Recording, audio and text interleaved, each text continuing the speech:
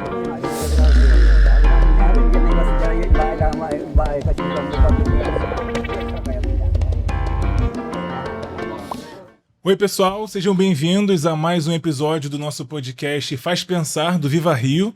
Eu sou o Guilherme Persil e hoje a gente está sem a Raquel de Paula aqui do meu lado, mas tem um motivo aí por trás disso. A gente está testando um novo formato. Quando o nosso tema precisar de trazer alguém mais de dentro, a gente vai convidar aí um debatedor para dentro do episódio, né? Se a gente quiser ser mais chique, vai ser o nosso co-host. E quem vai assumir essa responsabilidade grande hoje é o Michel Saraiva, que ele é nosso colega de trabalho aqui do Viva Rio, também atua como pedagogo, psicanalista, escritor, músico e também, é claro, criador do motovlog Papo de Pista. Falei tudo certo, Carrapeta? Seja Ué, a bem-vindo. Carrapeta, falou direitinho, pô, bagulho bom, tá na risca. Mó responsa, essa apresentação, pô, deixa um pouco tenso, mas vamos que vamos, eu acho que trocar esse papo é sempre legal. Vambora. A gente está em março, que é o mês da mulher, esse mês que a gente separa um tempo, separa alguns dias, inclusive, para pensar nesse assunto, pensar em como é importante falar desse tema, falar também das responsabilidades que os homens também têm que ter com a mulher. A gente faz esse episódio aqui especial para perguntar também qual é o papel do homem no mundo melhor para as mulheres. Então, pensando nisso, Viva Rio decidiu abrir esse espaço para uma conversa que precisa acontecer aqui entre nós, homens. Porque quando a gente fala, né, de igualdade de gênero, a gente também pensa nesses comportamentos, nessas responsabilidades, nessas mudanças que passam por nós, homens. Já falei do Michel, mas agora também falando dos nossos ilustres convidados. A gente fala aqui do Arapê Malik, escritor, palestrante, criador de conteúdo que cresceu na periferia de São Paulo e se apresenta como uma referência em racialidade e masculinidade. Tô certo, Arapê? Obrigado pela presença. Só não sou eu que me apresento. O povo que apresenta. Eu falo que eu sou contador de história, sério. E Mas um é homem isso aí, lindo. cara. Ah, muito obrigado, muito obrigado. É isso aí, pô.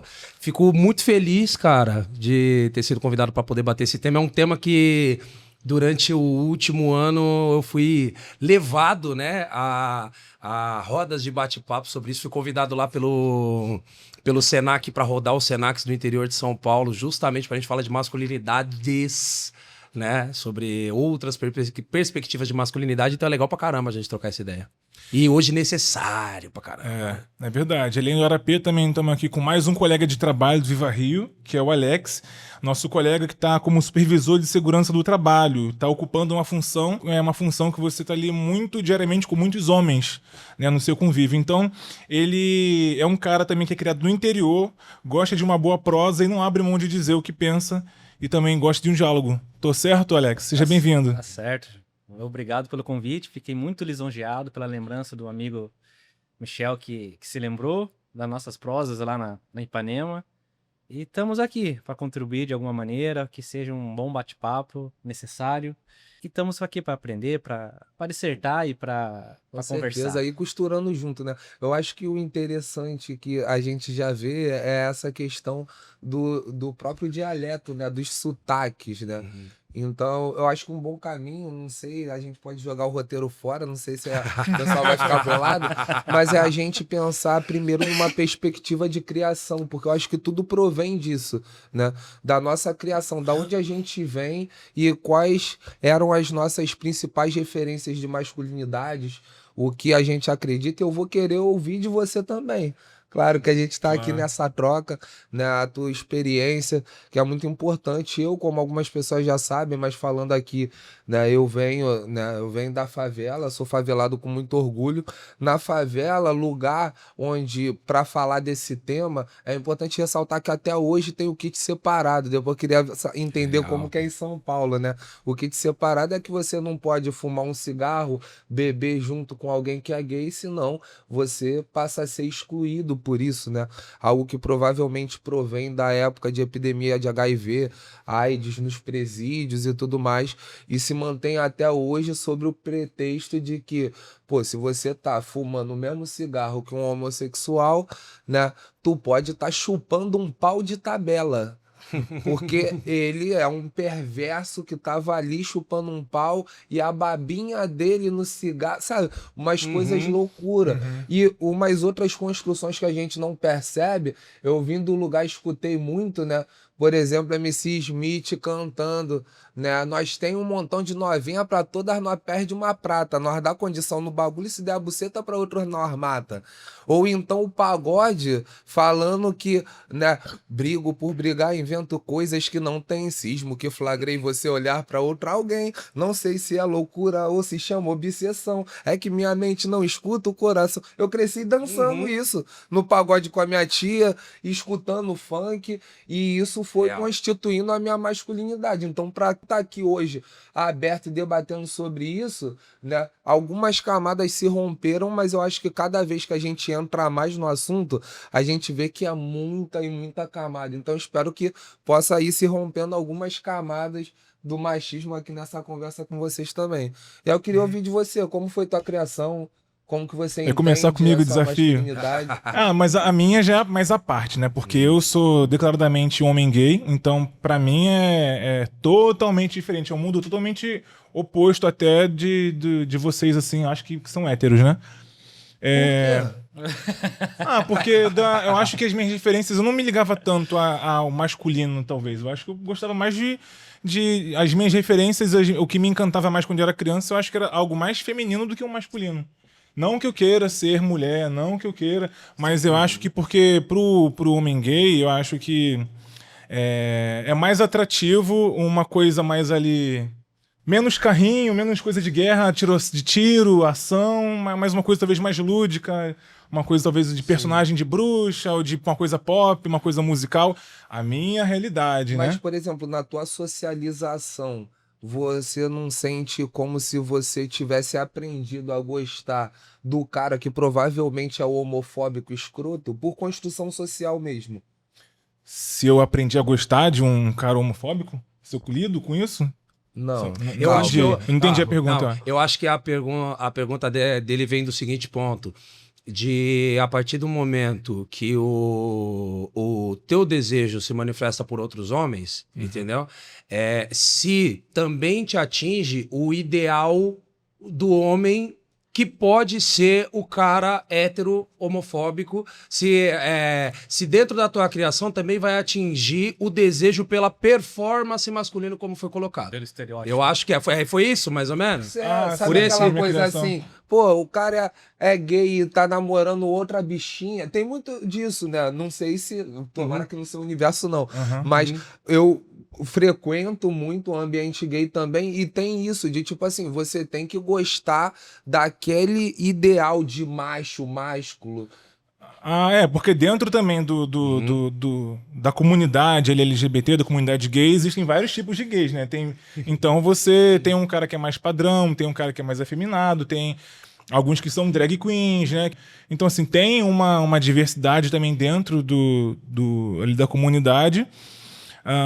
Mas eu não. Essa questão de ter que gostar de um mais masculino, é isso que você diz? Ter que gostar. Sim, Existe isso, sim, existe. a questão do desejo mesmo, eu pergunto isso, porque uma vez eu tava conversando com uma pessoa trans e ela trouxe um poema que ela fez justamente refletindo sobre isso, né? Se eu fico com um homem mais afeminado, primeiro que ela tava se desconstruindo o próprio desejo dela, para que ela pudesse passar a ficar com um homem mais afeminado, mais gentil, mas tinha toda uma característica que aí no campo LGBT levava inclusive a querer ficar com um homem casado, porque já tá provado que eu quero o hétero e tal, aí a gente entra na sopa de letrinha, né? Então o quanto... Mesmo você tendo uma socialização, se entendendo num outro lugar, mas o quanto isso vai pegar e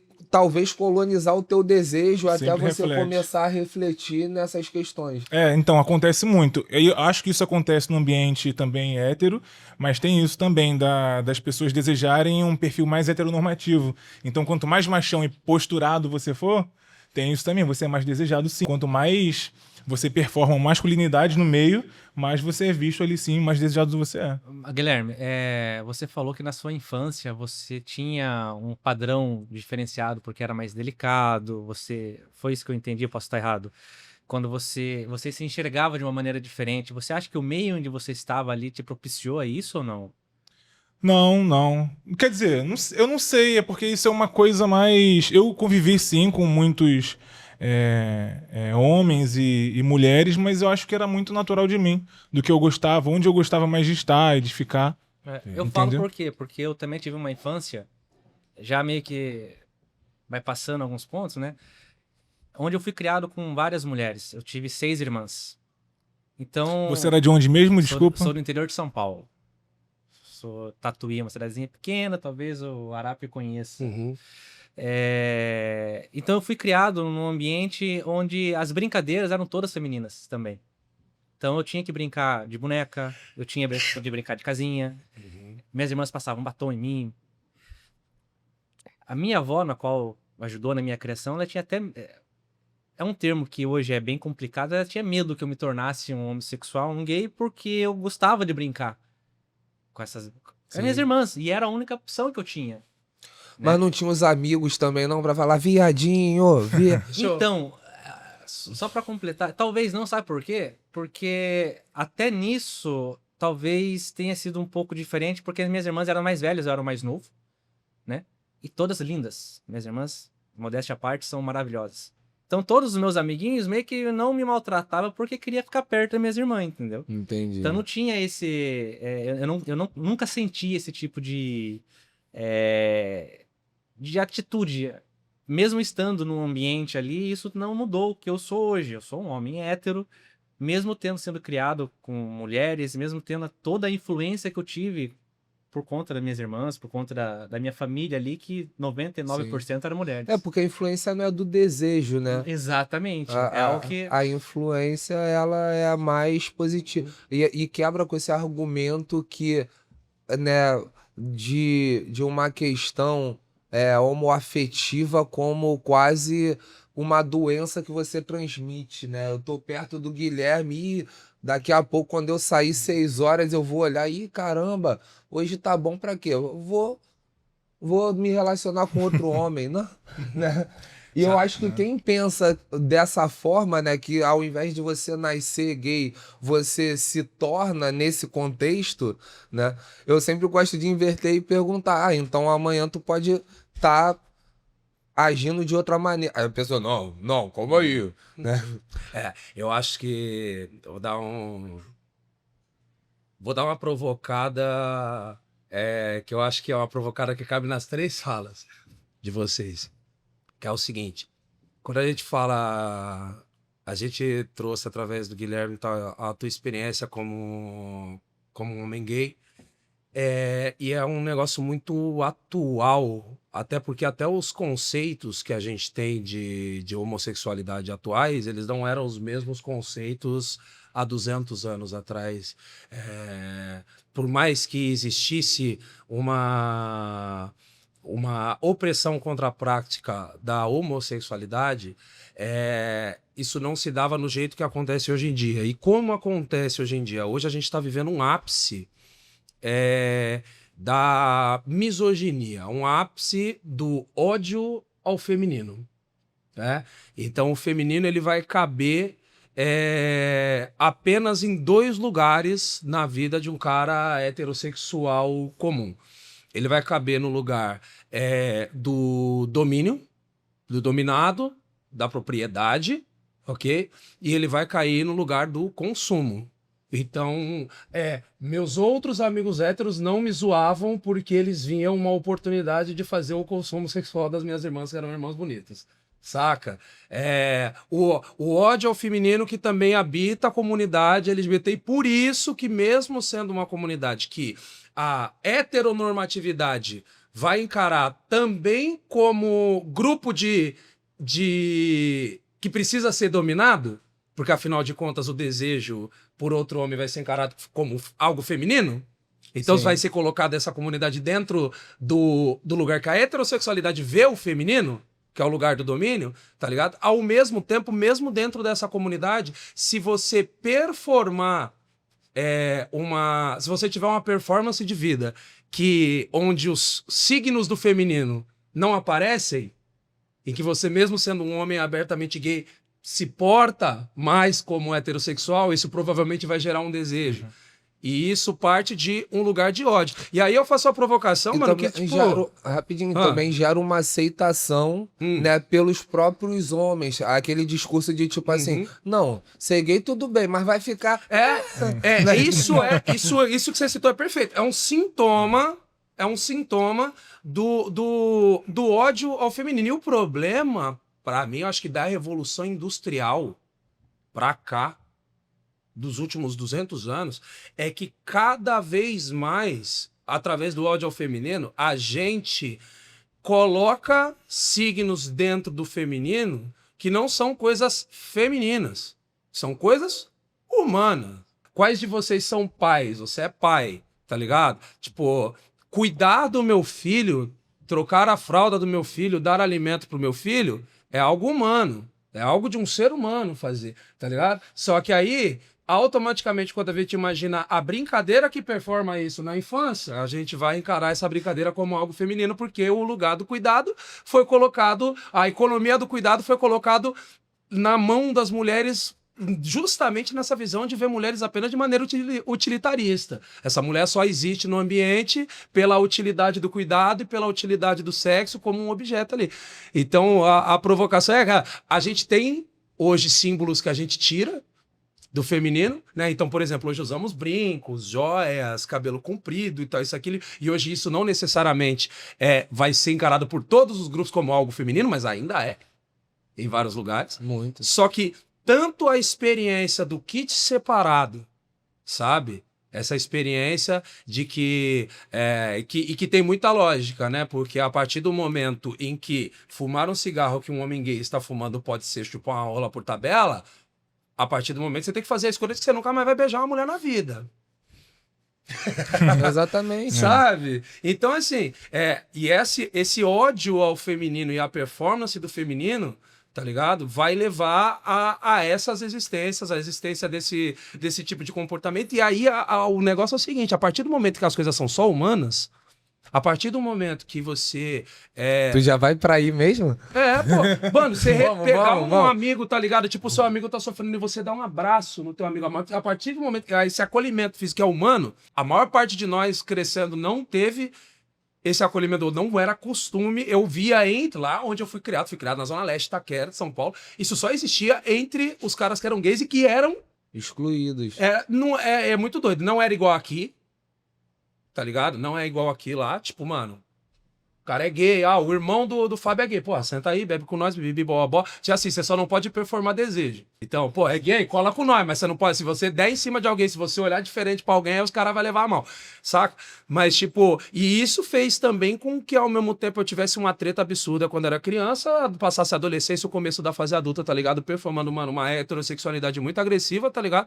E eu tô indo daqui a pouco pros meus 40 anos de idade e eu só fui começar a levar pra terapia, tá ligado? Pra hoje eu trocar ideia e chegar no podcast e falar que eu sou um homem bissexual, mano, depois dos 30. E até falar contigo isso também, LP, você tá falando sobre o seu passado também. Sim. Então, o Michel também já começou aqui me entrevistando com isso, mas eu queria também que você falasse, Sim. você já começou, mas como que era essa cobrança? Tinha essa questão de, não pode fazer isso porque é coisa de menina, é coisa de menino. Total. Eu queria que você compartilhasse como que foi a sua experiência lá na Zona Leste de São Paulo, com essa pressão também. Cara, olha só, essa diferenciação entre o lugar social do masculino e do feminino, eu acho que ela começa a ficar muito mais pesada mais ou menos da idade do meu filho, ali entre os 5 e 6 anos, que é quando a gente começa a ter acesso a grupos sociais fora de casa. Que é quando a gente vai pra escolinha, primeira série, etc. E eu lembro disso ficar mais pesado na minha vida nessa época. Pô, a gente era pobre de Maré Desci, favelado, tá ligado? E é muito doido como... Pô, eu venho de uma família, filho de uma mineira e de um baiano, sabe? Uma família com um núcleo muito nordestino, entendeu? E que era uma família muito Caxias, uma família que, tipo, mano, falar na mesa do jantar ali, jantando, você falar sexo, mesmo que você estivesse falando, descobriram o sexo do bebê, na palavra, ela tapão na cara, uma família que até certo ponto era isso. E os meus pais eram as entre aspas, ovelhas negras, porque meus pais foram pro teatro, se conheceram no teatro, então eram os dois artistas malucos de dentro da casa, saca? E eu sempre tive, esses dias eu tava trocando ideia com a minha mãe, ela falando, eu sempre tive uma parada de, tipo, não querer performar isso. Sabe? Então, tipo, quando eu era criança eu já queria ter o cabelo comprido. Eu pedi pra minha mãe pra colocar brinco nas duas orelhas quando eu tinha 5, 6 anos de idade. Tá ligado? E detalhe, ao mesmo tempo, eu não tinha um interesse pelas brincadeiras, tá ligado? Que as brincadeiras individuais que eram tidas como as brincadeiras femininas, brincar de moleque, etc. Eu também era um moleque de favela que meu bagulho era soltar pipa, tá ligado? Era soltar pipa, era jogar uma bola, sabe? E aí é muito doido, tipo, gostava de jogar um futebol, mas gostava de jogar uma queimada. Aí, porra, queimada não, queimada é das meninas, entendeu?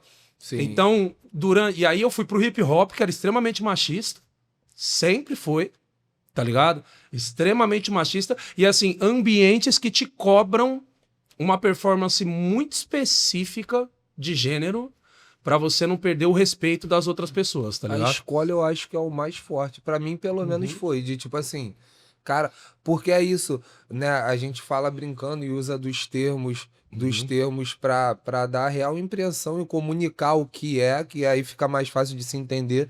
Porque eu acho que na escola, eu e meus amigos, a todo momento, a gente tava fugindo de ser o viadinho. Sim. É isso. Você não quer qualquer coisa que tenha a ver com aquele traço, né? E nem percebe o quanto aquilo é perverso num contexto mais amplo, né? Quando eu perguntei assim, eu falei, pô, tu vai pra esse caminho já agora, logo de cara, né? Que eu acho ótimo também. Que eu acho que, assim, hoje em dia a gente tem vários nomes específicos para designar, para entender, para se entender, mas eu creio que lá na frente, espero que não demore tanto tempo, vai ter uma abolição dessa questão e a gente vai ver os outros como ser humano, né? Mas eu acho que ainda falta bastante tempo, porque é isso, né? Muitas vezes eu fui entendido como afeminado ou alguma coisa nesse tipo, né? E o termo já é errado. Por que afeminado? Ah, não, porque você é mais sensível. Cara, mais sensível não é um atributo da mulher. Feminino. É um atributo Tu tem que conhecer humano. a minha tia. Ela é bruta igual uma porra, Não, tá ligado? mas o Se fosse da argumento- mulher, minha tia não O seria... argumento, Michel, nem Não. é esse. Porque a partir do momento que a gente... Olha só, pra gente desmontar o argumento de que a sensibilidade não é algo feminino, aí a gente dá um exemplo de uma mulher com um atributo que a gente vai, em contrapartida, dizer como masculino, que é o bruto, sacou? E isso continua dentro, tá ligado, de uma dicotomia, continua a gente separando dois polos de coisas que são completamente humanas, sacou? E que não são. E vai sair, olha só, a partir do momento que eu falo, tá ligado, que ser sensível não é uma característica feminina, porque eu tenho uma tia que é uma pessoa bruta, chucra e tal, ao mesmo tempo eu tô dizendo que essa característica da minha tia, eu tô dizendo o seguinte nas entrelinhas, olha, a minha tia é uma mulher e tem uma característica masculina. Não sei você, mas eu quando digo isso, na verdade eu tô querendo dizer que se a sensibilidade fosse um atributo essencialmente feminino, qualquer outra Seria de mulher todas as mulheres. faria Sim, isso. sim. E aí, mas até no escutar, a gente tá tentando se despedir disso. Então, até na forma que a gente escuta, isso tá envolvido. Isso faz toda a diferença, porque é isso. Você vê a separação de menino, é rosa, é azul, é isso, e você vai entendendo aquilo, aí vai pros brinquedos, pra boneca, pro carrinho, aí vai pros filmes da Disney, Esperando o Príncipe, enquanto o homem tá vendo um filme de carro e tudo mais, e quando chega lá na frente, já tem uma distância, né? Sim. Se a gente pegar nessa grande maioria, né, você vê meninas querendo um príncipe encantado, enquanto o menino ele quer carro e 250 mulheres, porque isso é ensinado culturalmente, né?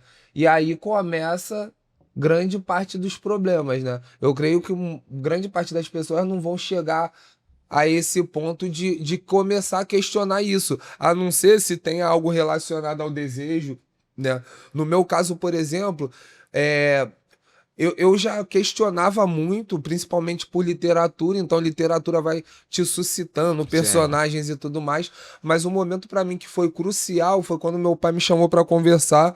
Pô, filho, quero conversar contigo, ele já tinha separado da minha mãe faz tempo, e a gente foi, ele precisou de uma caixa de cerveja, e aí depois de uma caixa de cerveja ele falou comigo, pô, então, eu te chamei aqui na verdade pra conversar que eu tô, né, namorando uma mulher trans. Você tinha quantos anos, né? Nessa época? Eu devia de ter uns 20 e pouco, né? Eu tô namorando uma mulher trans. Aí eu, tá, mas e aí? Mas ao mesmo tempo que eu tava mandando pra ele, eu também tava me questionando, tá, mas e aí? Né? Aí a primeira coisa que veio na minha cabeça, mas ela tem pau? Tá ligado? Tipo, como se isso fosse. Sim. E logo em seguida eu cheguei, mas qual diferença que isso faz? E tudo mais. E tal. Ele, não, pô. Aí veio uma pergunta um pouco mais sensata, já doidão também, né? Porque a gente, às vezes, quando vai conversar sobre coisas mais a fundo, é bebendo pra caramba, né? O Alex é um cara que eu conheço de Fumódromo do Viva Rio, e dali nasce a ideia do Papo de Boteco que a gente tá construindo agora. Ele faz parte da primeira formação, porque eu era o cara, e sou até hoje, tipo, tá no Fumódromo, tá todo mundo falando de futebol, o caramba e tal. Eu já chego perguntando, e linguada no cu? Quem gosta? Porque eu acho que a gente tem que aproveitar. Muito bom. Aproveitar os momentos e parar de ficar performando um pro outro, tá ligado? A Sim. todo momento. É muito chato isso. Olha aqui, essa mulher que eu tô. Eu quero saber quem tu tá pegando, mano. Porra, caraca. E o boleto? Pagou? Não. Cara, é muita performance. Tá entendendo? Que eu acho que as mulheres, né, elas são mais bem resolvidas com isso, sabe?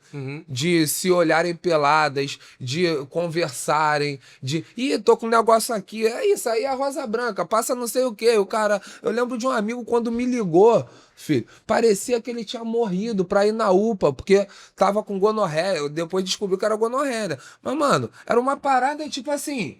Sim. Oi, irmão. Oi, cara, que foi, cara? O que tá acontecendo? Qual é? Vamos na clínica comigo amanhã. Aí, na clínica? Que clínica? Fazer o quê? Não, mano, tem como tu ir?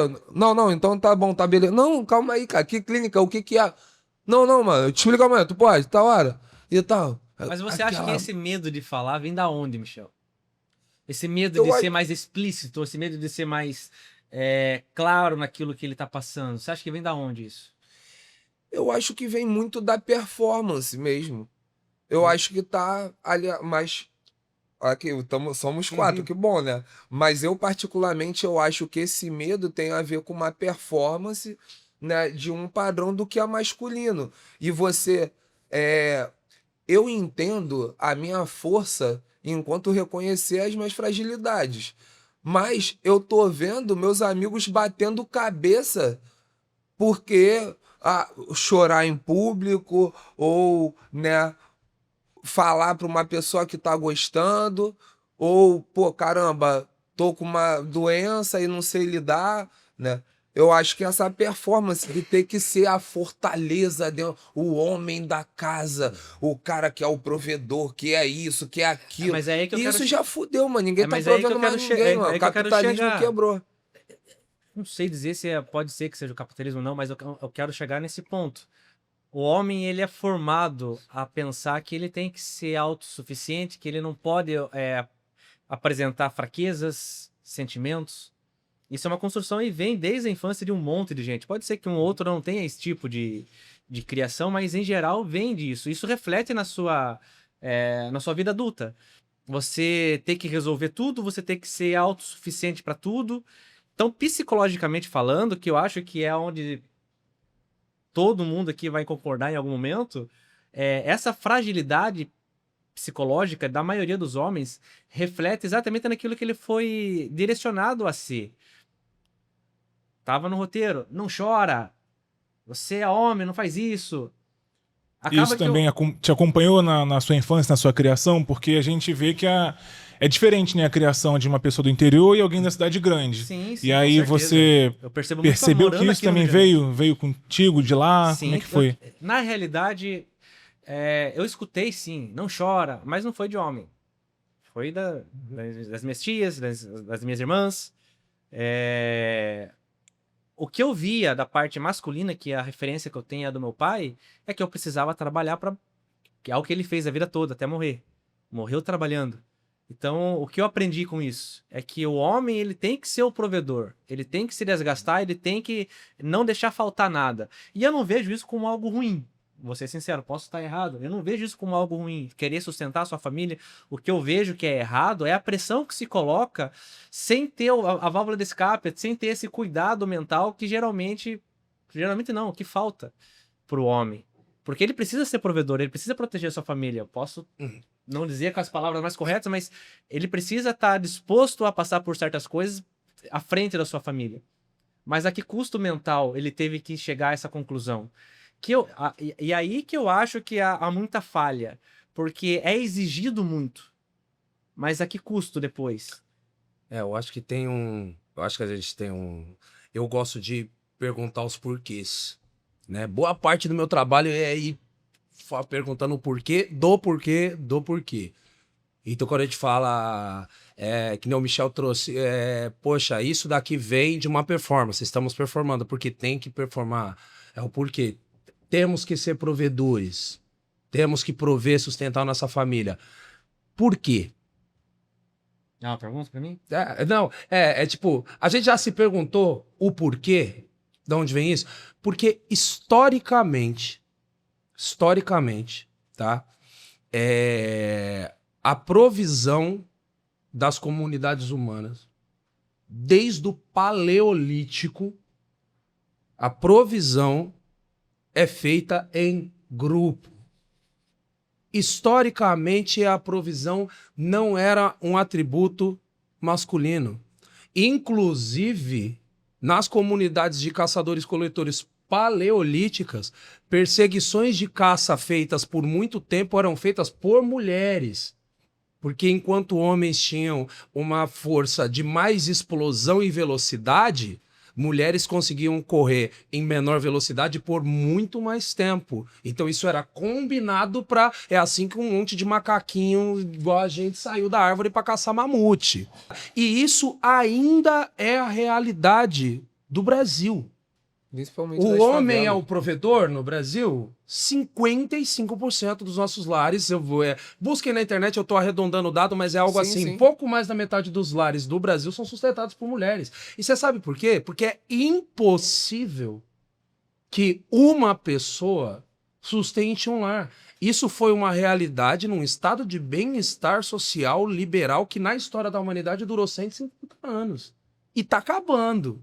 Não é mais possível. Mas é uma mudança de pensamento. Oi? Mas é uma mudança de pensamento e comportamento. Não, olha só. A gente tá vivendo hoje um mal-estar masculino que é o seguinte. Até a idade moderna, até ali o ano de 1700, 1800, esses séculos, tá?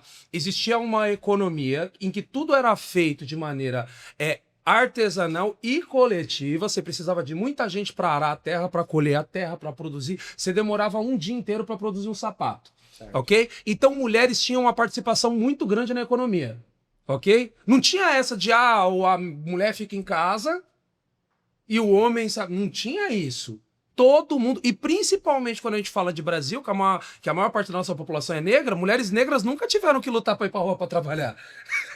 Sabe? estavam lá, Sempre tiveram. Para ter o direito de trabalhar. Mulheres negras nunca pararam de trabalhar. Já tava lá. Entendeu? E aí, o que acontece? A partir da Revolução Industrial, quando uma máquina conseguia fazer 1000 sapatos em uma hora com um operador, e que a gente começou a produzir a nossa vida material, o que a gente precisava para sobreviver com máquina, muito. Aí o que foi feito? A nossa sociedade tirou a mulher do jogo. Ou usava a mão de obra das mulheres nas fábricas por um valor muitíssimo menor, uma fração do que os homens ganhavam para os mesmos cargos, ok? Ou não contratavam, e para vários cargos não contratavam, justamente por quê? Porque produzir a vida material para o ser humano é poder. E isso tirou o poder das mulheres, só que isso é uma realidade dos últimos 200 anos. O que acontece? Olha que louco. A tecnologia e as mudanças sociais chegaram num ponto que eu e você fomos preparados para ser um homem da Revolução Industrial que trabalha, compra uma casa, provê a família, numa realidade em que isso não existe mais. A gente tinha como signos de masculinidade, por exemplo, desmontar e remontar um Fusca. Que dava. Hoje teu carro tem computador de bordo. Não tem mais como a gente performar essa masculinidade, entendeu? E ela, quando você olha só, se você pegar um dia na sua vida e falar assim, ó, durante um dia na sua vida, você saiu na mão. Aconteceu alguma coisa, você saiu na mão. Um dia na tua vida. Eu consigo pegar isso entre os milhares de dias que você viveu e falar assim, você é violento? Não. Não, né? Não. Porque foi um dia na sua vida. Esse espaço de tempo que eu tô falando, de 150 anos que formou o homem que eu e você somos ensinados a ser, ele é um dia na história da humanidade. Nos 200 mil anos de Homo sapiens. No conglomerado tudo. Isso são 150 anos. Sabe, olha só, isso são 150 anos. Se a gente pegar da invenção da escrita, só ali pelo Sumério, tipo 3.500 anos antes de Cristo, são 5.500 anos de escrita. São 150 anos em 5.500. A gente foi criado para ser um negócio que só existiu através de uma anomalia, porque foi a primeira vez na história da humanidade que a gente conseguiu produzir tanta coisa. Mano, as pessoas mais ricas do mundo têm dinheiro para poder acabar com a fome no mundo, com a pobreza no mundo 7 vezes, tá ligado? A gente produz muito, a gente distribui muito mal, mas a gente produz muito. Isso nunca existiu na história da humanidade. E a gente foi criado para ser um homem que era o quê? O homem que provém. E aí a gente começou a criar umas viagens como, por exemplo, para justificar isso, como, por exemplo, o homem era o que caçava e trazia. Tinha um comercial que passava que era assim, sair, correr, identificar o mamute, correr atrás do mamute, matar o mamute e trazer bifinho de mamute para as crianças. E o ator ia andando e falando isso, colocando uma gravata, porque hoje o mamute é o sistema financeiro. Isso é uma ficção. Por isso que eu acho que Isso é uma tá ficção, atrelado, né? E quando começa a falar do Alex, eu faço essa crítica ao capitalismo, porque eu acho que a crise da masculinidade, né, com esse ápice do capitalismo tá junto, né? E eu acho que inclusive a realidade brasileira que tem a ver com o abandono parental tem a ver dessa conta não tá fechando e tu se sentir um merda, tá ligado? Sim. E tal, e O não dá peso- conta. Não tem saúde mental, porque o ser humano não foi feito pra viver desse jeito, cara. O ser humano não foi feito pra viver desse jeito. Tanto que as pessoas que têm um pouquinho mais de saúde mental são pessoas que conseguem ter grupo, porque assim, a gente não tem como... Por exemplo, a gente falou, Mas por exemplo... como foi para ser feito? Como que o Oi? ser humano... Só para eu entender. Você falou que o ser humano não foi feito para viver desse jeito. Mas como seria o jeito de viver, então? O jeito de viver é entender que provisão, prover, sustentar... Não é o dever de um. É uma responsabilidade coletiva. Olha só, em boa parte dos idiomas do eixo Banto e Yorubá, africanos, e há muitos também do eixo Zulu, não existe a palavra tio e primo, sabia? Não sei. Não existe a palavra tio, não tem um correlato para a palavra tio e primo. Por que não tem esse correlato? Porque todos da nossa geração são babás e iás, são pais e mães da próxima geração. Como a propriedade é coletiva e é do clã, a criação do filho que foi gerado por você é tão responsabilidade minha quanto eu. Tem um ditado africano que diz que a criança, o menino que não sente o calor da tribo vai botar fogo nela. O menino que não sente o abraço da tribo vai botar fogo nela para sentir o seu calor. Porque é coletivo, é uma cosmogonia coletiva, os deuses são coletivos e o tratamento da terra é coletivo e prover é algo coletivo.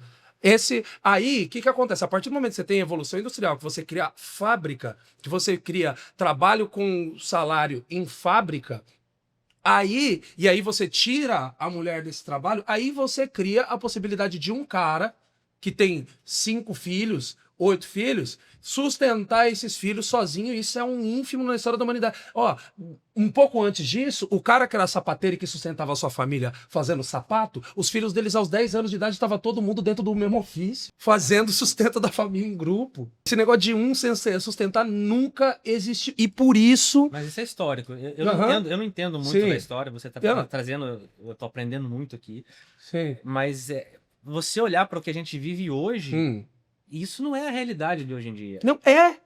Quando você fala, olha só, quando a gente olha os números hoje em dia, mais da metade quando a gente fala que mais da metade dos lares brasileiros são sustentados por mulheres, a gente também está falando de um sistema que sustenta lares que às vezes são mais ricos na média geral do que lares sustentados por homens. Por quê? Porque mulheres têm uma capacidade que a gente tratou como feminina e abandonou, que é de criar redes de apoio.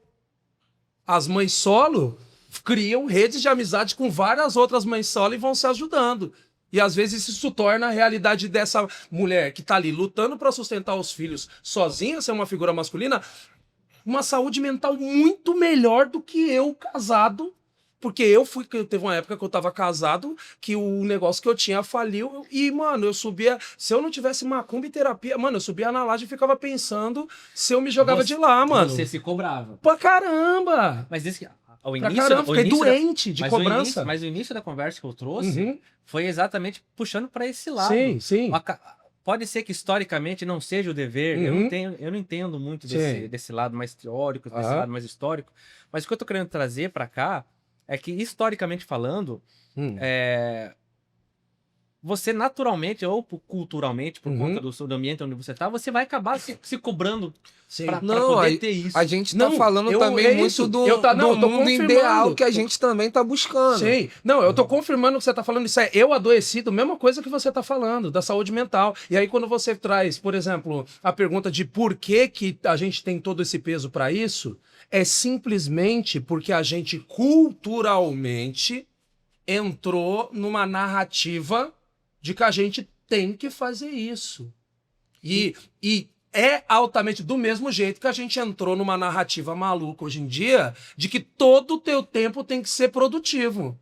Você vai adoecer, mano. É. Isso tem a ver com Sacou? domínio também, né? É, Não só com isso que é isso. construído, mas uma das formas de você Aham. dominar é através Do de financeiro. do financeiro ali. Então, assim, a minha primeira graduação é em pedagogia, né? Que já é associada a feminino, porque toda profissão que é relacionada ao cuidado tá associada ao feminino como se fosse uma extensão da maternidade. E, consequentemente, os salários são menores porque maternidade é associada a sacerdócio, né? Não é algo que nem deveria cobrar. Então, aí tu vai pedagogia, enfermagem, vai na tua cabeça e mais milhares de profissões de cuidado que são associados ao feminino. Inclusive, na faculdade de pedagogia já teve uma vez que deu um negócio na minha cabeça, eu tava falando, parei de falar, e aí eu fiquei meio envergonhado assim, eu falei, pô. Aí depois as meninas me chamaram pra conversar, pô, queria te fazer uma pergunta. Eu falei, caralho, que pergunta, mano? E tal, que eu dei uma travada no meio da aula, né? Eu falei, cara, será que elas vão perguntar se eu fumo maconha? Que não sei o que. Aí ela, pô, tu é gay, mano? Aí eu falei, gay? Eu falei, não, mas por que eu tô desmunhecando, não tô percebendo? Eu já Ah, escutei não, essa desculpa. pergunta aqui no Viva pra mim. Não, aí, desculpa. Eu falei, não, pra mim não é um defeito de caráter ser gay, não. Pelo contrário, tá entendendo? Mas só pra entender o que você leu, né? Ah, não, porque, pô, homem fazendo pedagogia, né? Aí a gente volta àquela situação, né? Aquele efeito Tostines da coisa. São vários desses perfis, assim, já mesmo heteronormativos. E aí você, Arapê, você tem esse trabalho muito forte na internet, que você também, assim como você está fazendo aqui agora nessa conversa, você instiga muito isso de quebrar esse comportamento, o padrão ali masculino, vamos dizer assim. Tem um vídeo seu que eu assisti, você conta uma história sobre você estar num evento com a sua namorada e amigos, e aí você pega um leque para poder abanar o pessoal, e aí tem um amigo seu que, enfim, questiona isso. Você pode até contar essa história, falar mais sobre isso. Mas eu queria que você falasse que quando você faz isso diariamente, todos os dias, cutucando ali, né, um certo público que talvez não goste desse assunto, mas você bater de frente ali com esse mundo, essa questão heteronormativa, isso chega a mexer contigo de alguma forma? Como que você lida com isso? Como que você recebe? E também se você puder contextualizar com a história. Vamos lá. Eu fiz um vídeo, mano, Eu pra vi, falar sobre o pacto contra o feminicídio. E aí eu quis tentar exemplificar uma narrativa que era essa narrativa de como a gente pega um monte de coisa humana, torna feminina e aí odeia. E aí a gente fica todos os homens faltando um pedaço, mano. A gente é criado faltando um pedaço. Você vê que a gente precisa... o que eu quero dizer faltando um pedaço? Olha só, a nossa amiga Mariazinha, vamos criar a Mariazinha hipotética. A nossa amiga Mariazinha, quando tá com 17, 18 anos, E ela entrou na faculdade. E aí, o primeiro ano da faculdade dela tá muito difícil, ela entra em crise. Sacou? O que a Mariazinha faz? Ela vai na casa da Joaninha, ela senta, ela chora, ela fala o quanto tá difícil, ela põe toda aquela parada pra fora, ela recebe um acolhimento da Joaninha, entendeu? As duas juntas, ó, vou dizer como é que eu faço pra te ajudar, etc. Pô, vou pegar um negócio seu e tal, isso, aquilo. E aí, Mariazinha ganha um super poder que foi o que fez a gente descer da savana e dominar o mundo e chegar na Lua. Que é, ser humano faz as coisas junto. O que a gente faz? A gente vai e pega essa característica que torna feminina e aí a gente nega. Por quê? Porque ao mesmo tempo o nosso cérebrozinho ainda sabe que a gente precisa fazer as coisas em coletivo e o coletivo é afeto, tá ligado? Homens têm muito medo de performar qualquer coisa que seja feminina dentro desses ambientes que a gente cresceu. Por quê? Porque fazer essa performance é perder o afeto dos outros homens. E entre esses afetos eu tô falando o respeito, a hombridade, a lealdade de outros homens no ambiente. Não ser a pessoa que vai ser... que vai estar na posição de sofrer violência, tá ligado? E aí... pode falar. Mas você sente que isso hoje tá diminuindo? Porque eu percebo, cara. Não que- sinto. Não sente? Eu sinto. Eu acho que é assim. Eu acho que tem um. Já vou voltar na história do leque lá. Eu acho que a história ela não é linear.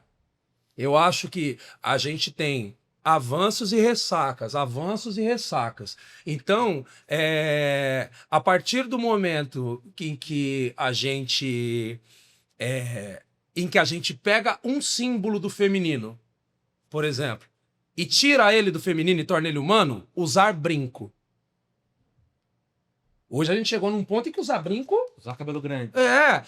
não é mais necessariamente feminino. Sabe o que a gente faz? A gente pega outra coisa, que é humana, e joga pro campo do feminino e começa a odiar. Na internet, vendo essa molecada Red Pill, tá ligado? E uma molecada muito nova, eles começaram a encarar coisas, mano, que seriam completamente humanas. Às vezes, uso de certos emojis. De certa figurinha. Isso é de menina, tem que odiar, real. Isso acontece. E aí o leque partiu disso aí. Eu tava no samba com um parceiro, com a minha ex-namorada e tal, uns amigos. E aí o que acontece? Chegou uma amiga minha, com uma amiga de São Paulo, com um leque desse tamanho. E a gente tava num samba aqui, inclusive vou divulgar, se você não for, vá no Pagode da Garagem, que é muito quente, mano, porque lota muito. Né? E os ventiladores não dão conta, porque é muita gente sambando, batendo palma, etc. É quente pra caramba. Essa amiga chegou com esse leque, tá ligado? Eu peguei o leque da mão dela e eu sou mais alto que o resto da galera que tava comigo e comecei a abanar a galera de cima, assim, ó. Tá ligado? E, mano, salvou a vida, assim, o leque. No tá carnaval já fez isso direto. e aí, mano, e aí uma outra amiga também que tava com o leque, ela foi dar umas batidas de leque, eu dei umas batidas de leque também. Esse parceiro chegou, porra, Arapê, não faz isso aí não, mano, tá maluco, mano? Por que, viado? O que aconteceu? Não, mano, eu não posso fazer esse bagulho que você tá fazendo aí, não. Você tá fazendo porque você tá com sua namorada aí, mano. Se eu fizer isso aí, os caras vão achar que sou gay. Entendeu? E aí eu vejo, olha só. E aí eu vou atrás da história do leque. Aí eu vou descobrir que leque, há 5.000 anos atrás, era um símbolo de poder dos faraós. Dos deuses masculinos do Egito que eram abonados. Aí eu vou descobrir que no Japão feudal, o leque era um acessório masculino, inclusive usado como arma. Sacou? Era uma arma. Então, assim, e aí, olha só, o leque, ele vai ser abandonado pelos homens na época da Revolução Industrial, mais uma vez, trazendo... Por que Revolução Industrial, gente? Porque a gente vivia a monarquia. Na monarquia, os caras executavam poder como? Fazendo... Opa, uma hora eu vou derrubar isso. Se vestindo mais hiperequetado que fosse. Aquela demonstração de poder. Sabe ligado aquelas imagens daqueles reis do século XVII? Que era peruca, era, mano, os caras cheios de Xerxes. E, mano, aqueles sobretudo de púrpura e o caramba, porque isso era demonstração de poder. Quando a monarquia sai e a burguesia entra, a burguesia, ela não queria ser confundida com a monarquia, com a aristocracia. Então, o que ela faz? Ela torna essa imagem de poder de muitos elementos, de peruca, de salto, de meia, de coisa, isso, aquilo, algo feminino, do campo do feminino, e vão se vestir com mais sobriedade, que é aí que vem o terno, a gravata, o Peaky Blinders, Nasce aí, sacou? E aí, cara, a gente vai e faz exatamente isso com o leque. O leque vai virar um acessório só, que é um acessório... Olha só, tratar leque como algo feminino tem tanta lógica quanto tratar guarda-chuva como algo feminino. É. Tem tanta lógica quanto tratar desentupidor de pia como algo feminino. Então, se a gente não perguntar por que que a gente pega elementos que são de uso humano, como um objeto, ou um comportamento, ou uma emoção, se a gente não perguntar por que que isso vai parar no campo do feminino e por que que automaticamente a gente começa a odiar o feminino, a gente não chega a lugar nenhum, a gente fica só de platitude, tá ligado? E não chega no real problema, que é o estopim do ódio ao feminino tá criando um Brasil onde mulheres saem pra rua e não sabem mais se volta. As minas tá vivendo igual nós preto. A cada 20 e poucos minutos derrubam igual nós, tá ligado? Entendeu? As mulheres estão indo pra trabalhar e não sabem se volta, mano. Da onde você acha que nasce esse ódio? Esse ódio, eu acho que ele nasce de uma ressaca de uma inversão de poder. A gente vem de alguns séculos, né? A nossa sociedade é uma sociedade romana, né? Ainda, latina. A gente fala português, que é uma língua que vem do latim romano. Até hoje, para tirar alguém da cadeia, é um habeas corpus, tá ligado? E o Brasil foi formado pela Igreja Católica Apostólica Romana. A gente é um país com uma cultura, tá ligado? Formada de diversas culturas, mas muito... Predominantemente O católico. poder é romano. Vem disso. E em Roma, a mulher era uma propriedade, pater familias. A mulher era uma propriedade do marido. E o homem tinha poder pra caramba. Então, assim... Quando você tem as ondas feministas, tá ligado? E mulheres começam a sair da posição de propriedade, sacou? A gente não sabe mais como viver no mundo. E isso tem um pouco a ver, desculpa te cortar, P, tem um pouco a ver também com esse movimento que ganha muita força na internet, que são os incels, os red pills, que a gente vai até Sim. começar a falar. Você falou sobre isso, que a questão de um emoji, às vezes, por Sim. esse grupo pode ser interpretado de outra forma. Então existem também esses grupos online, conhecidos como a manosfera ou machosfera, que tem essas comunidades como red pills, incels. E tem um estudo também aqui do NetLab da UFRJ, que ele foi feito em parceria com o Ministério das Mulheres, que esse estudo ele identificou 137 canais que propagam esses tipos de discursos na internet. Em alguns casos, esses criadores eles têm vendem cursos e até algumas estratégias de como controlar e humilhar mulheres. Desde quando você começou a produzir conteúdo, você já conseguiu mapear também esses tipos de perfis online? É um público que ele também, de alguma forma, te aproximar? Chegou a se aproximar de você? O que você percebeu? E eu posso complementar a pergunta? Você enxerga o motivo da criação desses grupos? Vamos lá. Nunca se aproximaram de mim, porque desde que eu tô na internet, os meus posicionamentos sempre foram muito claros, mas nem sempre os meus posicionamentos foram de, como tem sido ultimamente, de ataque direto a esses grupos. Entendeu? Tem muito grupo de gente filha da puta pra gente brigar. Então, eu recebia muito hate, por exemplo, de gente não nazista, por exemplo. Porque eu tinha um ataque muito frontal e um trabalho muito frontal com racialidade. Então, tinha muito ataque. E é muito louco, que o ataque é só na internet. Pessoalmente você não enxerga isso. Na rua, quando chegava nas pessoas na rua, tá ligado? É sempre o carinho. Por exemplo, quando eu chego, por exemplo, e falo sobre tento desmontar essa parada sobre o que é a nossa performance de masculinidade, falo das minhas fragilidades, falo das minhas coisas, entendeu? Nunca vem um cara na rua pra falar, é viado. Não, é sempre, principalmente meninos mais jovens, geralmente hétero, que chega pra me abraçar, porra, muito legal aquilo que tu falou, porra, eu tava vendo, tava percebendo aqui em mim e tal. Porra. Quando eu falo essa galera mais nova, eu tô falando uma galera de uns caras de 18 a 20 anos, assim. A gente também se presta a fazer o contrário do que essa rapaziada faz, sabe? Sim. Que é justamente orientar e falar, cara, Faz isso, diferença, tá sabe, Michel? projetando uma parada, porque é isso, cara, a questão é ver como propriedade, né, cara? Essa que é a grande parada. E aí, mano... Ele respondeu a tua pergunta. Agora, ver como propriedade. Por que esses grupos nascem?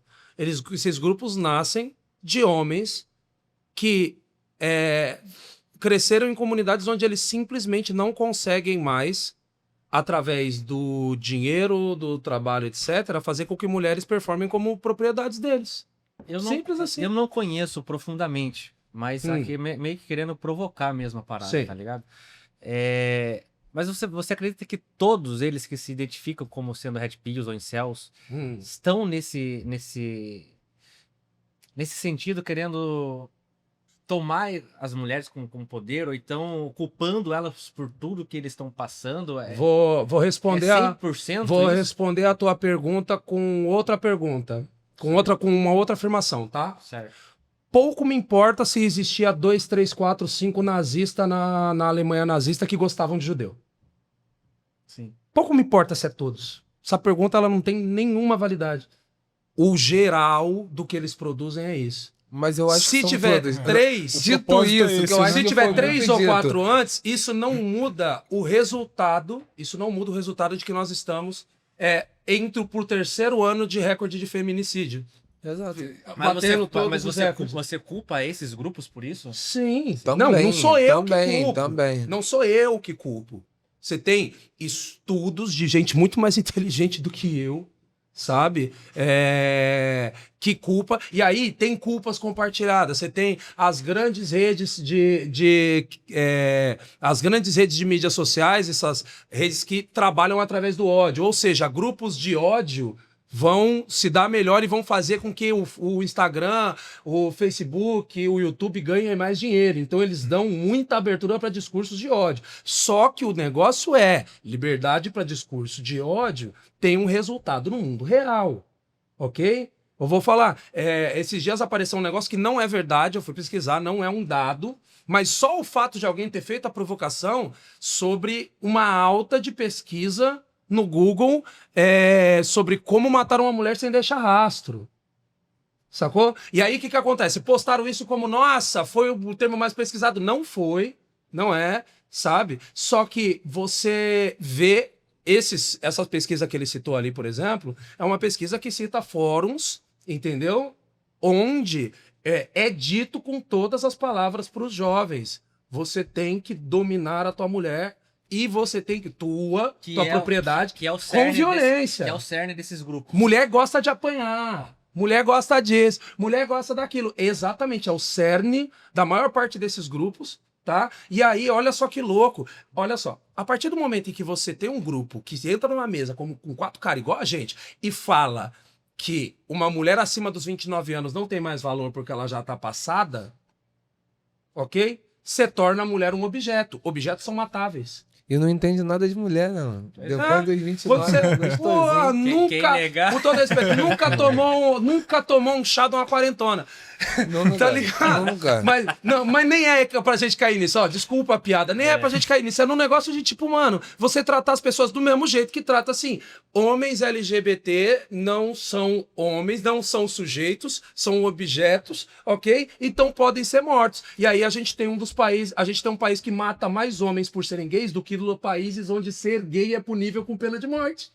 A gente tá num país que mata mais mulher trans no ano do que o Sudão, onde ser trans dá pena de morte. E ao mesmo Porque tempo daí é o que... lá ele não vai se colocar como tal. Não, ok, mas o negócio não tô defendendo também, mas é só o negócio uma- é que se a gente tá num país que é laico e livre... Não, mas ao mesmo tempo é o que mais consome pornô trans. Então Exato. fica a hipocrisia. A questão que eu acho que um olhar complementar ao que tá trazendo, eu achei ótima a tua resposta. Eu acho que a gente tem que pensar dessa forma. Tanto faz se 1, 2 ou 3 não pensam isso, mas eu realmente acho que todos pensam, porque faz parte da lógica, né? É a desumanização, é a objetificação do outro. Mas eu acho que tem uma coisa que dá para pensar o movimento. A todo momento a gente está falando de um deslocamento do que é entendido como ser homem, como exercício de masculinidades mais saudáveis, né? Eu acho que todo mundo, eu acho que a gente topou, inclusive tá aqui nós 4 hoje, por causa disso. Eu quero estar buscando e pensando isso, né? de uma maneira, cara, vamos sentar entre a gente, vamos conversar, vamos buscar entender. E tem Sim. gente que tá indo por um caminho, entre aspas, mais fácil, que é simplesmente de projetar isso no outro, ao invés de olhar pra si e pensar, cara, o quanto isso tem a ver com o capitalismo? Porque o homem que provia antigamente já não consegue prover hoje, né? Real. Tem que estar os dois juntos. O quanto isso tem a ver com a nossa criação. O quanto isso tem a ver com a religião que eu professo. O quanto isso tem a ver com isso E e aquilo. Esse caminho que a gente está fazendo é muito mais árduo. É muito Pois mais é. difícil, tá Mas ligado? aí é que eu entro numa provocação que talvez a gente entre em Ah. discordância um pouco mais em relação à própria vivência, tá Sim. ligado? Você falou de religião, você falou que isso realmente impacta demais no futuro do homem. Eu fui criado numa religião muito pesada, muito fechada. E isso fez com que eu tivesse comportamentos... Só uma pergunta, tu era testemunha de Eu era Jeová, testemunha né? de Jeová. Sim. Então eu tive comportamentos que, por conta da doutrina, me moldaram. Isso na minha vida toda. Até os meus 30 anos. Eu tô Sim. com 40 agora. Sim. Então, eu acredito que quando você tenta modificar certos hábitos, quando você... E eu não tô querendo defender, porque até eu não conheço esses grupos Red Pill e tal, mas eu acredito que quando você coloca todos esses caras... E eu, por Deus, eu não tô defendendo porque eu não conheço. Aham. Tá? Num mesmo grupo, você meio que radicaliza até para que eles continuem ali, tá ligado? A tua colocação, ela é maravilhosa para dar oportunidade pra gente separar uma coisa, tá? A gente separar uma coisa. Quando a gente faz uma denúncia a uma visão política, e o que é Red Pill? Red Pill é assim, um discurso sobre como controlar, como você deve conviver com essas mulheres. Isso é política pura, tá? Então, assim, é como a gente vai se organizar como sociedade. E quando a gente pega um grupo que está defendendo uma visão, ok? A gente tem indivíduos, tá? E a gente tem coletivos. A gente Tá tem... tratando do coletivo. Quando eu falo, por exemplo, eu tô falando de racialidade, eu falo de branquitude, eu tô falando do que a média do pensamento formado por um país que diferenciou em dois lugares sociais diferentes, quem parece contigo e quem parece comigo, o que isso, na média, acaba fazendo com a sociedade inteira. Então, quando eu falo que a branquitude do Brasil formou um país racista, eu não estou atacando indivíduos, eu estou atacando uma ideia. Por quê? Porque eu tenho que disputar, principalmente, pessoas brancas que têm que entender como essa porra tá errado. Sim. E pra gente lutar junto. Quando eu falo, por isso que não tem sentido, por exemplo, quando a gente fala, por exemplo, sobre erro masculino, e aí você que é homem, chegar e falar, não, nem todo homem... Pouco importa, a gente está falando do resultado de uma violência que ela é coletiva. Então, e eu tenho que disputar esses caras. Mas você entende que esse discurso ele vai atingir o indivíduo. Muito pouco, às vezes, atinge o coletivo. Eu não estou dizendo que isso está errado, não. Por exemplo, quando você fala da branquitude que formou esse racismo estrutural, eu não me sinto ofendido. Eu não me sinto. Sim. Como indivíduo, eu não me sinto ofendido. Sim. Mas pode ser, e assim, eu tô tentando fazer agora Sim, um advogado. O advogado mesmo, mano, tá adoro. Manda. Você não tá atingindo uma pessoa, você tá atingindo outras pessoas. E às vezes uma pessoa que não tem o mesmo entendimento que eu possa ter, que o Michel possa ter, para entender a profundidade do que tá dizendo, você acaba ofendendo. Então eu acredito, como a gente tava conversando hoje, até um pouco antes de vocês chegarem, sobre a forma como a gente passa algumas informações. Eu acredito que por mais que você não esteja errado, por mais que, de repente, a minha ideia não esteja errada, como isso é transmitido, como isso atinge as pessoas. Então, quando eu falo, assim, esse grupo... E eu não tô, cara, mais uma vez, não tô dizendo não tô defendendo, mas esse grupo todo é feito de homens que vão fazer isso, vão fazer aquilo, você generaliza aquilo para aquela situação, você acaba afastando até pessoas que de repente poderiam pensar diferente. Por quê? Porque você está radicalizando de um jeito que pode ser ofensivo. Aí eu vou citar Aí eu vou citar Malcolm X, aí eu vou citar, se a gente não tomar cuidado com aquilo que a gente lê, o discurso vai fazer você amar o opressor e odiar o oprimido. Tá? Quando eu falo rigorosamente o que esses caras fazem, eu não tô sendo radical. Radical são eles. Na verdade, eu tô sendo radical no melhor sentido da palavra, que é falar da raiz mesmo do que tá acontecendo. Mas assim, quando eu estou falando isso, quando eu falo, existe um grupo inteiro de homens na internet que concordam com o fato de que você tem que dominar tua mulher com violência, quem se ofender... E por que você acha que eles pensam dessa maneira? Oi? A ponto de querer... Mas Porque todos eles, pelo que eu entendo, Aham. eles querem ter uma mulher. E você matou. Eles Matou. querem ter. Eles querem ter. isso. Eles querem É sobre ter. ter. Eles querem ter. Eles não querem Eles querem ter a conviver. propriedade de uma mulher. Eles não essa- querem ter uma companheira. Eles não querem respeitar uma mulher como um outro ser humano igual a você.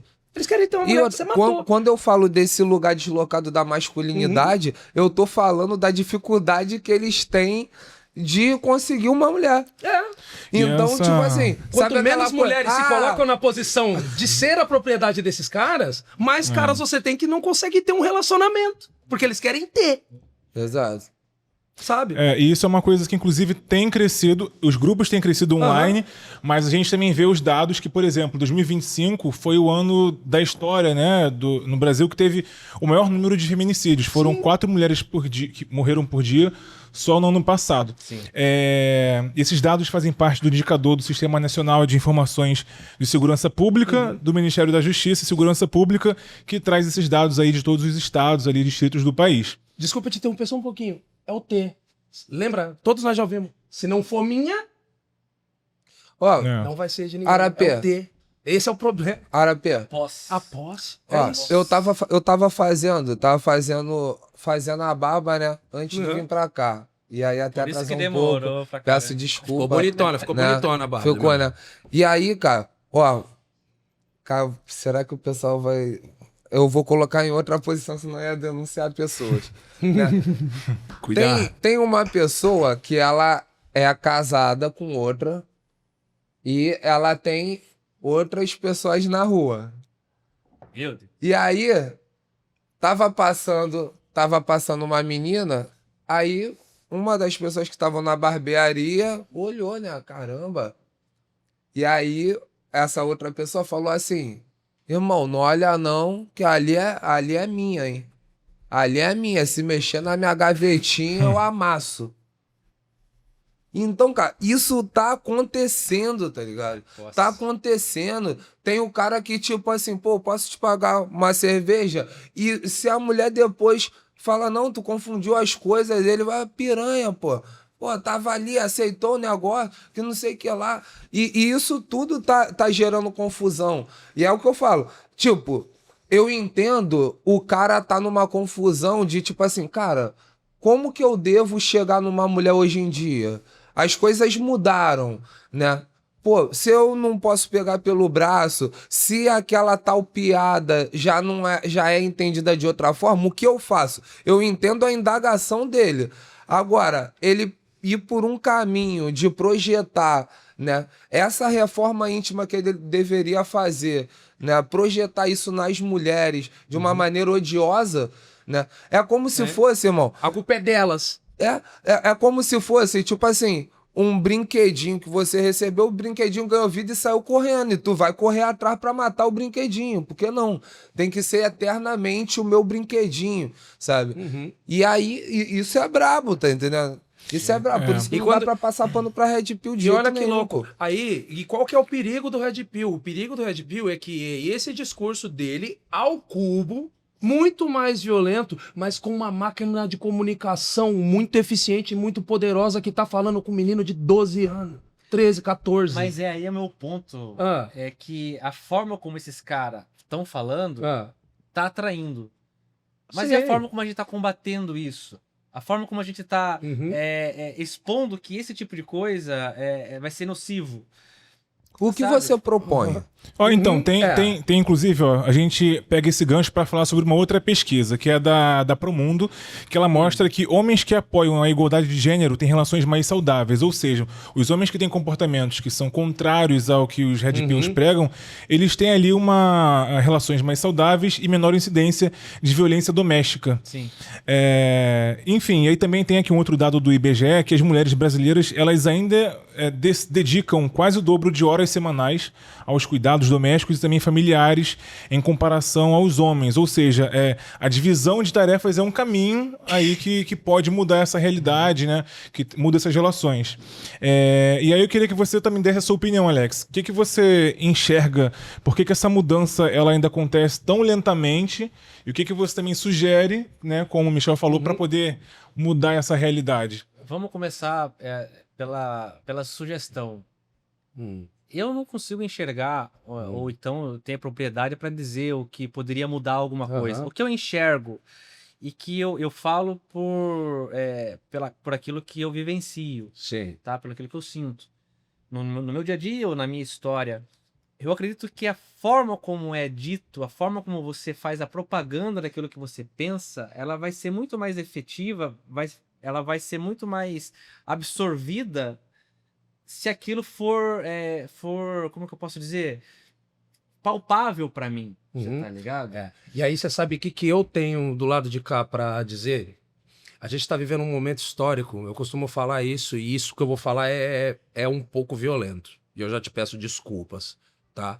A gente tá vivendo um momento histórico que talvez é o primeiro momento histórico em séculos que um homem branco heterossexual não pode falar qualquer merda que ele quiser impunemente. É a primeira vez. E aí o que acontece? Eu entendo o teu questionamento. Só que a gente já passou muito da hora de trazer esse tipo de questionamento de um jeito personalizado para que homens brancos heterossexuais entendam. E você sabe por quê? Porque é o que o movimento tem feito nos últimos 80 anos e não funciona. Sim, e tem uma outra coisa, Chegar com algo que não... A mudança de grupos opressores, e eu faço parte, como homem, a mudança vem através de incômodo. Tem coisas que hoje eu digo e prego que quando chegaram em mim me incomodaram. Eu fui o cara que falou, não, nem todo homem. Eu fui. A mudança vem através do incômodo. Então, assim, o não incômodo, o discurso embalado de um jeito que não incomoda, ele é um discurso mais passivo. Mas você... Sacou? Mas Não, é o você- famoso tenha paciência comigo.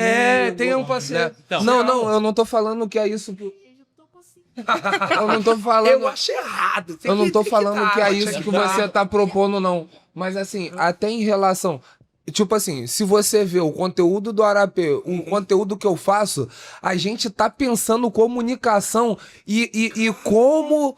Cara, Explicando nos mínimos puxa a detalhes, história, desenhado. vai através Mas do é- humor mas e é desenha e brinca. Agora, eu costumo falar, né? Eu não vou ficar dando murro numa parede querendo que ela vire uma janela. Tem pessoas que elas simplesmente não querem. E aí, num debate, a forma de disfarçar é puxar o foco para vários outros lugares. E tem pessoas que isso. querem. E aí, enquanto pedagogo, eu vou entender qual é todo o histórico dela para, através desse histórico, eu ver e começar a movimentar ali, sabe?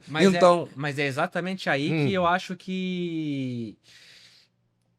Eu não vou dizer falha, cara, mas porque assim... O que você tá. Só pra eu ver se eu entendi. O que você tá falando é sobre metodologia da comunicação para que seja assertivo no que se quer? Eu acredito que a forma como atinge as pessoas, e a maioria das pessoas, influencia. Aquilo que a gente tava conversando antes de ter Deixa eu esse te fazer uma debate. pergunta. Fala aí. Deixa eu te fazer uma pergunta. Da onde você traz, quando você traz essa impressão de esse discurso atinge a maioria das pessoas, Ele vem da onde, esse discurso? Só lembrando que a gente tá batendo num discurso que mata inúmeras pessoas. Olha só, Né? então assim, Então, quando... Ó, vou falar uma coisa muito violenta. Estamos falando. Pra mim, Vamos deixar chapéu claro de que não nazista... é o meu discurso. Não é o Não, meu claro, discurso. calma. Sim, tu nem estaria aqui não. na sala. a Não, gente já tá tinha te dado maravilhoso. As tuas provocações são maravilhosas. muito É maravilhoso bom, a gente a poder... ideia- Eu tô Tá? trazendo como alguém que viveu Sim. a realidade totalmente diferente de vocês. Então, quando Sim. você pergunta pra mim, da onde você traz isso? Eu trago da minha realidade, Sim. do interior de São Paulo. O seu discurso vai Aham. chegar pra mim, porque assim, lá... Mas você consegue entender que até a tua realidade é uma bolha? Que a minha realidade é uma todo bolha? mundo vive uma Isso. bolha. De todo então, mundo. Então, Todo mundo assim, vive porque uma bolha. quando a gente fala, porque aí é que tá. Eu tenho que tomar muito cuidado para não achar que a minha bolha é a maioria. Eu tenho que tomar muito cuidado para não achar que o pensamento vigente da minha bolha é o pensamento vigente da sociedade inteira. Sim. Sabe por quê? O que acontece? Parte da sociedade brasileira, isso é foda de falar, parte da sociedade brasileira é nazista.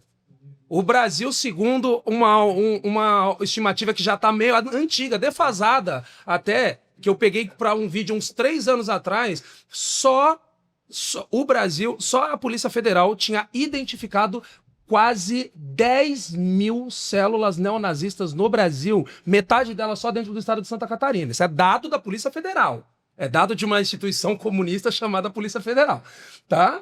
Então, assim, uma parte da população é nazista. E eu continuo falando que chapéu de nazista é marreta. Olha só, eu faço parte de um grupo oprimido dentro do Brasil.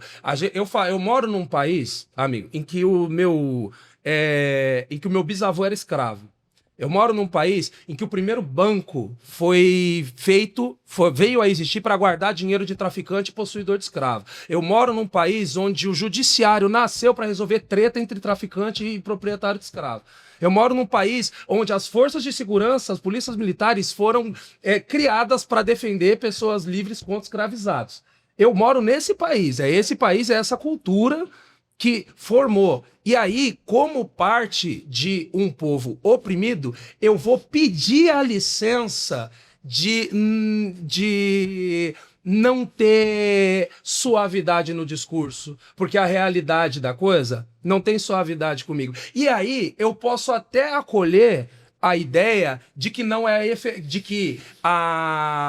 de que ser incisivo e talvez até violento na comunicação pode não ser efetivo, e você pode ter toda a razão nessa provocação. Mas isso é uma Mas coisa... é a sua realidade. Não, Você não. tá dizendo pela sua realidade. Não, o que eu tô Sua dizendo realidade. para você é o seguinte, é que a comunicação mais violenta e mais incisiva, como eu estou fazendo aqui agora, talvez não seja efetiva. E aí eu posso ter a dúvida se é efetiva ou não, e você também. Você sabe o que eu sei? É que a comunicação menos endurecida não é efetiva. funciona. E isso aí a gente não precisa ter opinião, porque a gente tem prova, a gente tem dado, a gente tem contexto histórico. Não, tudo bem. Michel, eu acho que A a gente gente vai... tem contexto histórico dizendo isso. Não vai acabar Acho que a gente vai ter que, Michel, acho que a gente vai ter que abrir um programa Não, vamos. só com o papo de boteco. Já vai acabar já? Não, mano. Vocês já chegaram tarde. A gente tá aqui tem eu já- 15 minutos. Caraca, Não, passou não, muito não, rápido. A gente já tá aqui conversando. Não vai acabar, a produção não. vai matar a gente, ó.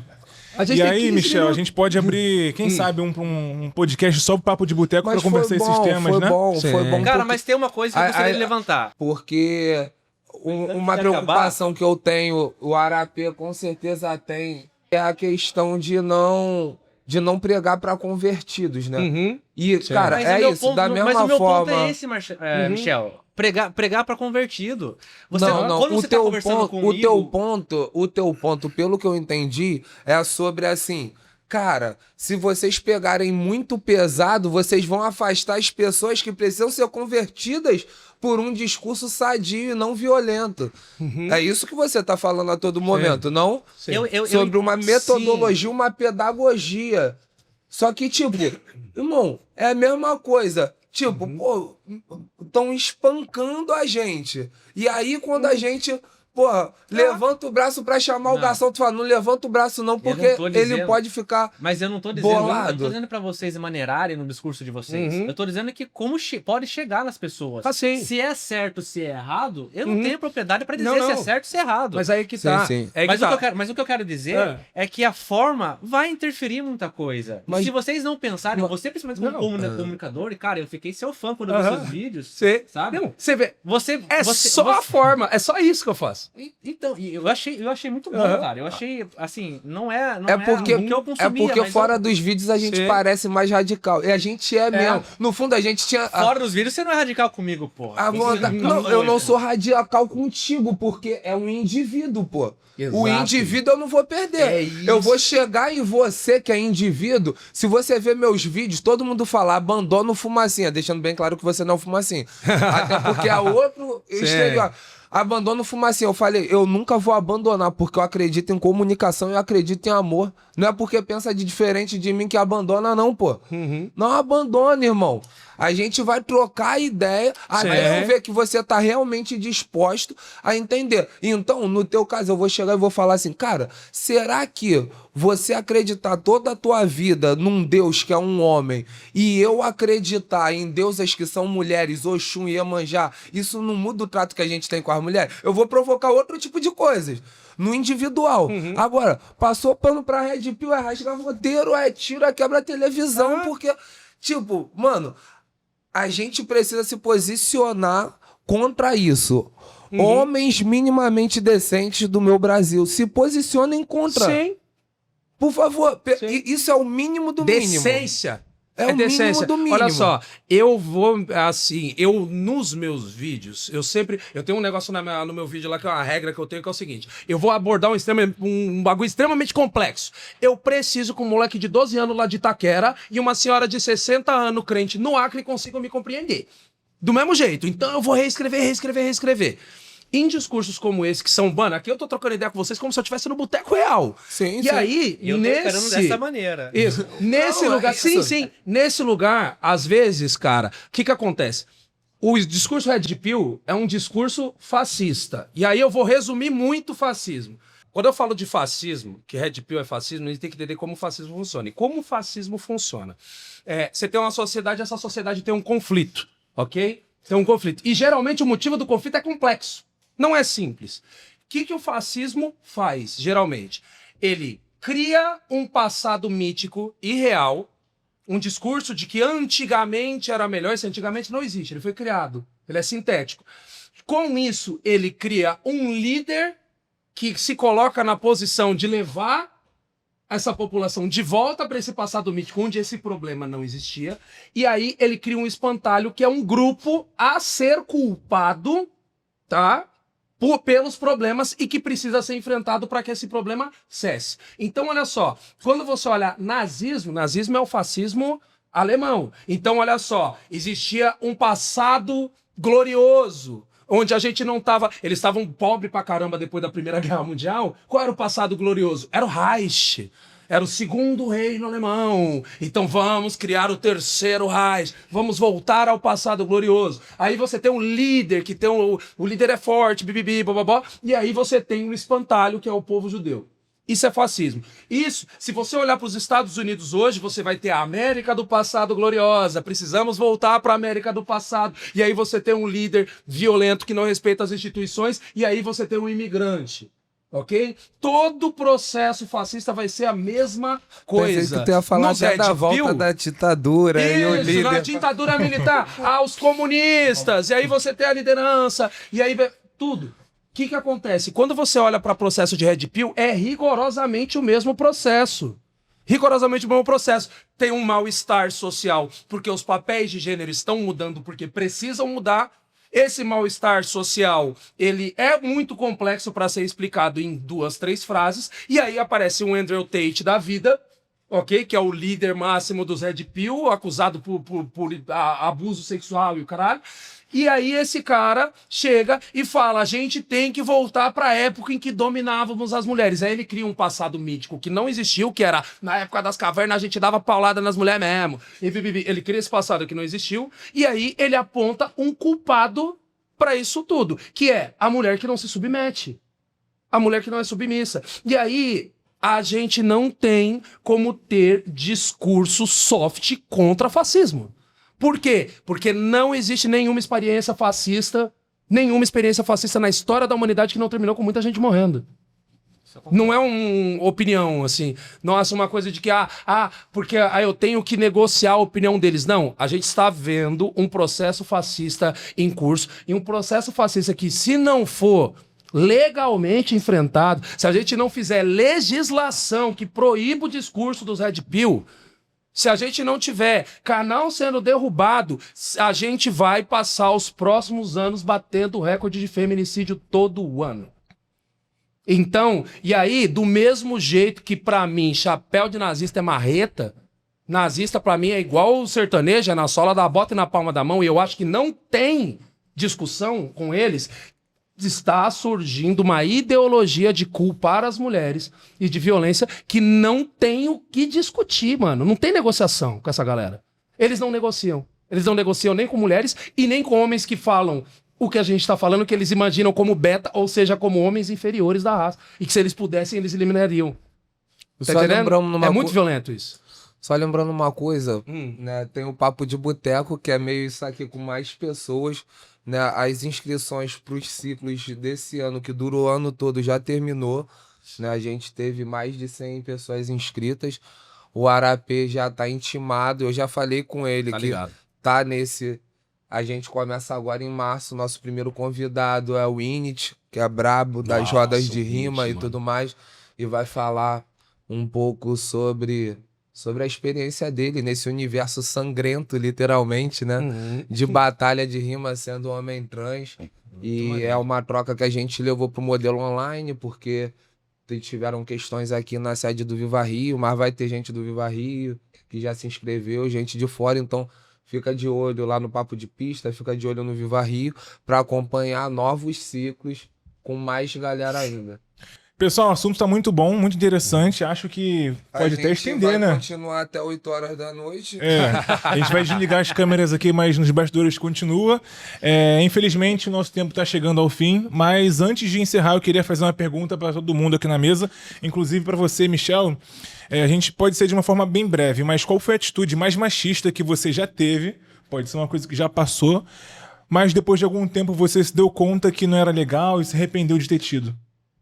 Eita, é tantas que eu tenho até que pensar, né? Porque é isso, eu cresci, convivi e eu continuo tendo atitudes machistas, homofóbicas, transfóbicas, e tô aqui, né, com meus pares, mas também com os diferentes para aprender a me posicionar. Dito isso, que eu tô falando e tô pensando aqui, né, qual trazer. Mas eu acho que teve um relacionamento que eu tive que a pessoa veio pra cima, batendo em mim e tudo mais, né? E aí eu não devolvi nenhuma agressão física, né? Mas eu xinguei a pessoa de tudo que eu podia, tá entendendo? Eu consegui, né, que uma outra amiga puxasse a pessoa e tirasse ela, e então já não tava mais me batendo, mas eu fiz questão de abrir a janela da casa e vai tomar no cu, sua piranha e tudo mais. E fui extremamente machista, né? Como eu lembro de várias situações que eu fui racista, enfim, mas... A gente vai sempre se policiando, né? E você, Arapê? Nossa, mas eu acho que eu não sou habilitado pra falar qual foi mais. Porque provavelmente a que foi mais eu nem tenho registro. Machucou alguém, eu nem... Mas eu lembro de uma que foi muito idiota. Nossa, a Daniela, me perdoa. A Daniela é minha ex-mulher, mãe da Isabela. Quando a gente era casado, uma vez a gente comprou um armário todo modular, assim, com uns tampos de vidro. Eram vários blocos que você montava do jeito que você queria o armário. E o armário veio montado pronto, só tinha que pôr na parede. Só que a gente tinha esse debate, e aí, na época, eu fazia parte da igreja evangélica, etc. Então tinha aquele discurso de cabeça da casa, e isso era uma desculpa para eu deixar todas as tarefas na mão dela. E ela vivia brigando comigo por causa disso, falando, não tem coisa de homem, não tem coisa de mulher. Quando chegou o armário, eu deixei uma semana, 2. Um dia ela falou, você não vai pôr o armário na parede? Não. Eu falei, porra, tu não falou que não tem coisa de homem e de mulher? Vai lá pôr o armário você. E tal. Como se pudesse se comparar à força de uma mulher de 1,54 m 48 quilos, tá ligado? Comigo tenho quase 100 quilos. Sacou? Como se ela tivesse a mesma força. E detalhe, ela pegou o negócio e foi lá começar a colocar. Depois dessa. E aí e detalhe, eu passei alguns anos achando que eu tava certo, achando que isso não era uma babaquice imensa, entendeu? Até porque, o que acontece? A gente perverte o senso de igualdade, né? Sem saber que igualdade é tratar os diferentes também na sua diferença, tá ligado? É ter equidade. Então, tipo, eu não sei se essa foi com certeza não foi a minha atitude mais machista, mas Claro. é uma das que eu lembro e a cara fica quieta. Falo, nossa, meu Deus Não, do e deixando céu. bem claro que eu lembrei de outra aqui, só que eu falei, eu não vou falar, não me sinto preparado pra falar, ainda mais publicamente. Sim. Porque é isso, me toca, não é nem Aham. medo de cancelamento, nem nada. Não, eu sinto vergonha. Eu acho que já é o começo do Sei. caminho. Quando ao invés de se orgulhar e achar dono razão, tu sente tanta vergonha Sei. que, pô, depois eu vou conversar com a Arapi. Caralho, teve uma vez que eu fiz isso, mano. Você lembra, Tudo Alex? bem, pô. Você lembra de alguma coisa? Mas aqui eu posso dizer e que eu acho que hoje interferem diretamente na minha vida hoje, tá? Eu tenho um relacionamento com a mãe do meu filho, a gente não tá tão legal, né, ultimamente, mas há uns 4 anos atrás, 4 ou 5 anos atrás, até um pouco antes disso, depois da pandemia, por ter essa estrutura de ter que ser o provedor da casa, de ter que ser o cara que não pode deixar faltar nada, você acaba se entregando ao que de repente não é o mais importante, que é a presença. E eu fiz muito isso. Eu trabalhava em 3 empregos, de segunda a segunda-feira, para não deixar faltar nada. E assim, eu não deixei faltar nada, mas me faltou. E faltou eu na casa para ajudar os serviços domésticos. E não é porque eu não tinha vontade de fazer, mas é porque eu sentia que, como eu já estava fazendo tudo que eu precisava em relação à parte financeira, os cuidados da casa, cara, não é minha obrigação. Então, e isso me afetou demais e acho que eu trago consequências disso até hoje. Então, não existe... E é algo que eu tenho que lutar até hoje. Não tô sendo modesto, não, e fazendo graça, mas até hoje eu tenho que me policiar quanto a isso, sabe? Porque afeta, porque você pensa que é aquilo que a gente conversou no começo do podcast.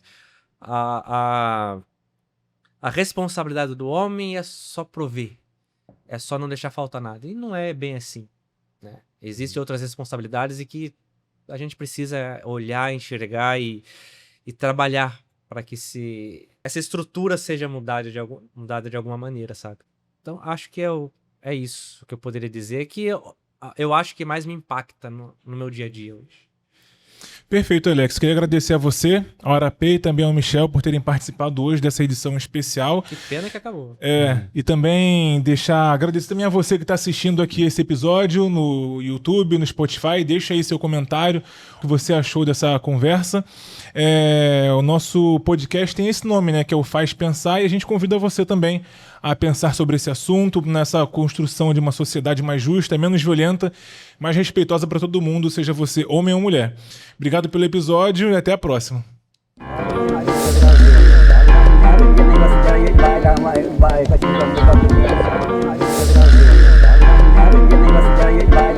Vai,